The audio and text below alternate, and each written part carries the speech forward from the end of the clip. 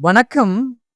அமெரிக்காவின் ராஜதந்திரமும் நரித்தந்திரமும் இந்தியாவிடம் தோல்வியை சந்தித்திருக்கின்றது. தனது தோல்வியை மறைத்து இந்தியாவுடன் உறவை மேம்படுத்த விரும்பிய ட்ரம்ப் பிரதமர் மோடியிடம் தொலைபேசி வழியாக உரையாடல் நடத்த 4 முறை அழைப்பு விடுத்திருக்கின்றார். அதை புரிந்து கொண்ட பிரதமர் மோடி ட்ரம்பின் அழைப்பை நிராகரித்து சரியான நேரம் பார்த்து ட்ரம்பை பழிவாங்கிவிட்டார்.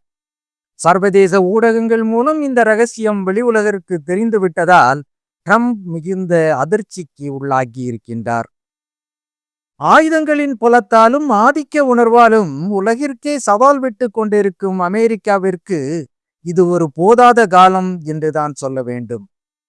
மிகுந்த நெருக்கடிக்கு உள்ளாகி இருக்கும் தனது நாட்டு பொருளாதாரத்தை மேம்படுத்துவதாக கூறி உலக நாடுகளுக்கெல்லாம் தனது இஷ்டப்படி வரி விதித்து வாலாட்டி கொண்டிருந்த அமெரிக்கா முதல் முறையாக இந்தியாவிடம் வால் அறுபட்டு திணறிக் கொண்டிருக்கின்றது.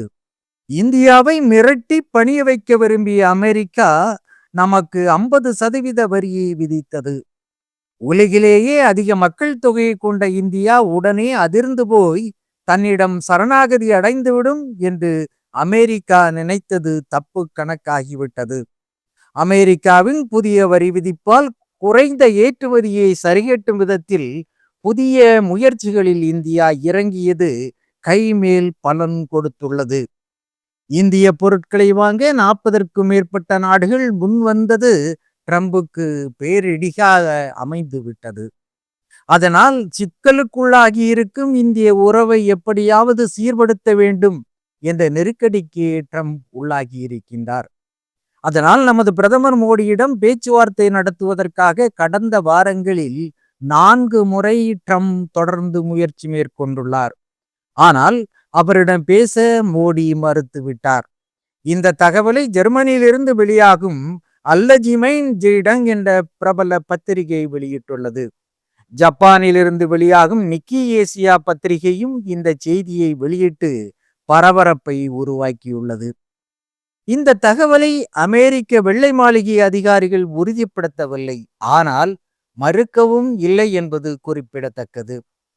பிரதமர் மோடி ட்ரம்பிடம் தொலைபேசியில் ஏன் பேசவில்லை என்பதற்கு விளக்கம் அளித்திருக்கும் இந்திய தூதரக அதிகாரி ஒருவர், பொதுவாகவே முக்கியமான பிரச்சனைகள் பற்றி மோடி ஒருபோதும் போனில் விவாதிப்பதில்லை என்று விளக்கம் அளித்துள்ளார்.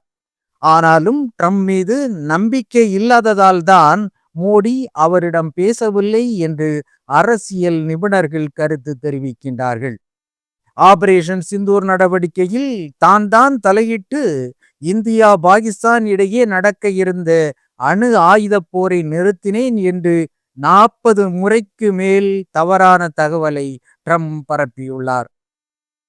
அதுபோல் மீண்டும் சம்மதமில்லாமல் தனது விளம்பரத்திற்காக ட்ரம்ப் ஏதாவது திரித்து பேசிவிடுவார் என்று பிரதமர் மோடி நினைத்ததால் தான் ட்ரம்பின் தொலைபேசி அழைப்பினை நிராகரித்தார் என்ற தகவலும் வெளியாகி இருக்கின்றது.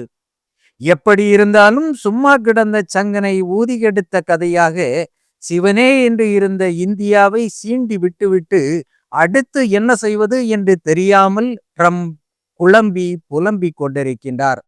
அவரது அடுத்த புலம்பலை கேட்க தயாராக இருப்போம். நன்றி, வணக்கம்.